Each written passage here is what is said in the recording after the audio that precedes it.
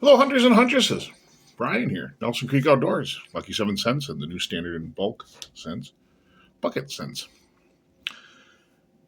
And as you've seen just a couple of minutes ago, I started just calling it the Deer Scent podcast. It's not really a podcast or a deer scent. I'm just trying to get some information out there without constantly having to argue with the armchair biologists and all those other things here, and trying to get the information out rather than be subjected to constant attacks on Facebook groups.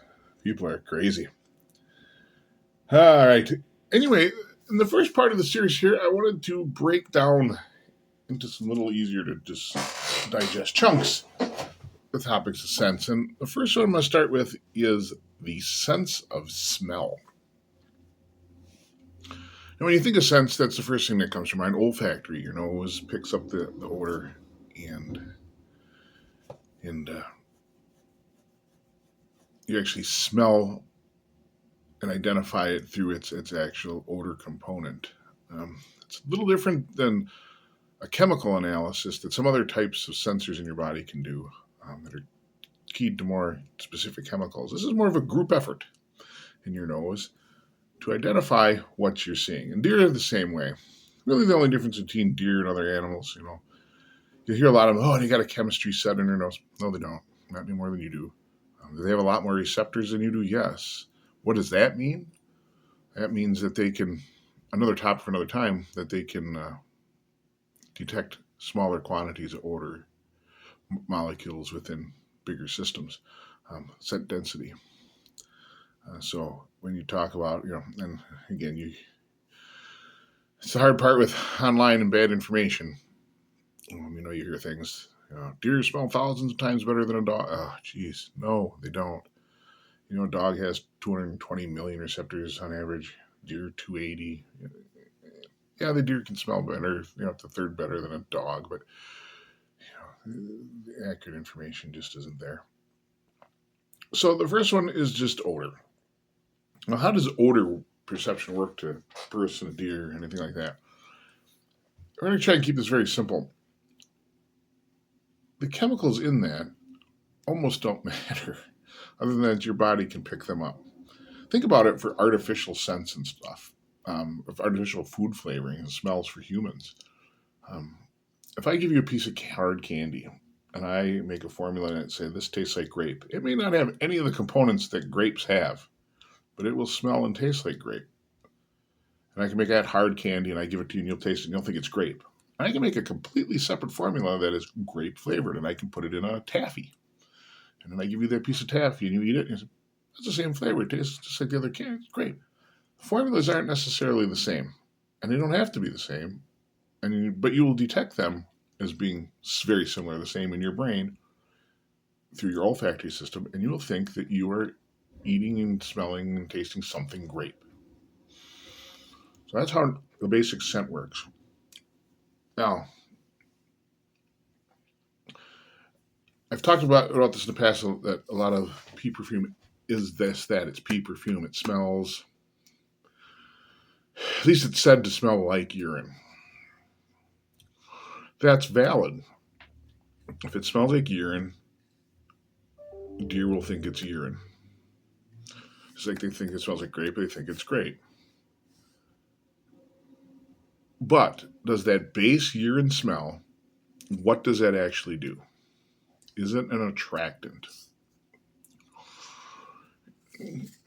Yes, I suppose you could say it attracts deer through their comfort. They smell something they recognize. This smells like a urine I recognize out in the environment from other deer. Makes me comfortable. I'm attracted to it in that way. Does it have any direct stimuli, like a pheromone would, or a direct chemical sensor? No, it doesn't have that. And this is where, from all my information I have personally been together, now I could be wrong. I'm only giving you what I think is right in the industry here. That's what I'm trying to do. At least 99.9% of the scent out there falls in that pea perfume category. There isn't much else to it. Does it even resemble real urine odor? I don't know. You hear reports of people using scents and then the deer blow at them. And that's Probably not a good thing. Um, they're constantly avoiding the air. I put this guy's scent out and the deer disappeared. Something chemically in there probably didn't agree with them. It wasn't the smell of urine that caused the problem, it was something else. So I think 99% of those scents out there stop at that pea perfume. That's it. They can cover your odor a little bit. They can make a deer comfortable in the odor. It can smell like the right pea, but it is missing the components, the chemical components that really drive the behavior of the deer. Now, this also goes with like food scents. I mean, it's not bad that there's odor. I mean, you want something that smells like deer love the smell of peanut butter. Now, there's some downfalls to that too. They'll smell peanut butter, go, that smells good, and they'll go look for it. Now, if it's a strange item, they may still go looking for it because it smells good. They do no masked products and all that, but it smells good. They may look for it, but because it could be an unnatural in the environment. Peanut butter isn't. There's no peanut butter tree. Um, if you now associate that odor with something bad, you take a shot at a big buck that's sniffing that peanut butter, and you wing him, clip him along the back, or whatever. He lives another day. Seeing him again over peanut butter is probably not going to happen. He's now going, okay, something's going on there, and it's the brain, the association there. Not just the sense of smell, but that association, that experience that deer has. You turn an odor that would attract him at one point and turn it into an odor that repel him in the future because of his memory, not because of his chemical senses, not because he can figure out it's peanut butter. His association with that has caused that. And that's what odor does. Odor is the start of where you go. You want to have an odor as close to the original smell that deer will smell in the woods so that it makes them comfortable. And that's your base scent. Now, every Lucky 7 product I do has that base scent like that it matches the biological smell of the urine.